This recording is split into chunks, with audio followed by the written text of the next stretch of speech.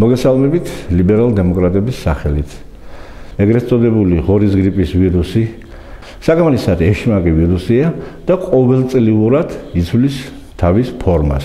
შესაბამისად, თქვენ თუ გასულ წელს ამ ვირუსით იყავით დაავადებული, წელს შეიძლება იმდენად შეიცვალოს მან თავისი ფერი, თავისი ფორმა, რომ კვლავ დაგაავადოთ. გრიპით ინფიცირება, ანუ დაავადება, პრაქტიკულად არ ხდება, თუ ორგანიზმი არ გადაცივდა. თუ არ გაცივდით.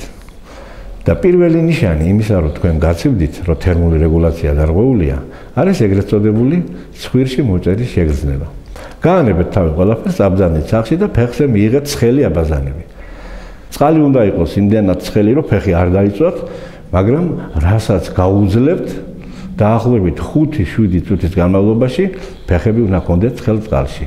დააკვირდებით, რომ რამდენიმე ხნის შემდეგ ფეხებზე განვითარდება ეგრეთ წოდებული ჰიპერემია, ანუ შეგიწითლდებათ ფეხები და მაშინმე იგრძნობთ, როგორ მოგიშვათ ცხვირში. როდის მივმართოთ ექიმს?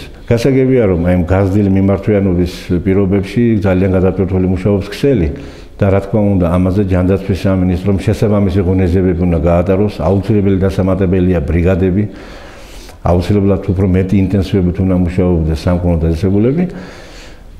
თუ თქვენ ხედავთ, რომ დაგეწყოთ გრიპი და ამასთან დაერთო ძლიერი სისუსტე და მაღალი ტემპერატურა, აუცილებლად მიმართეთ ექიმს.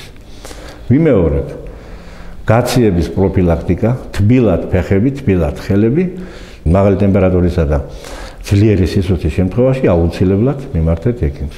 პანიკის არანაირი საფუძველი არ არსებობს, თუმცა გრიპის ვირუსი საკმარისად ვერაგია და გარკვეული გაფრთხილება ყველას გმართებს. ეს განსაკუთრებით ეხება იმ ხალხს, რომლებსაც მუდმივად უწევთ ბაზრობაზე ან სხვა ადგილას ქუჩაში ყოფნა. თუ თქვენ ფეხი გექნებათ თბილად, ჩათვალეთ, რომ გრიპის ვირუსი ვერ მოგერევათ.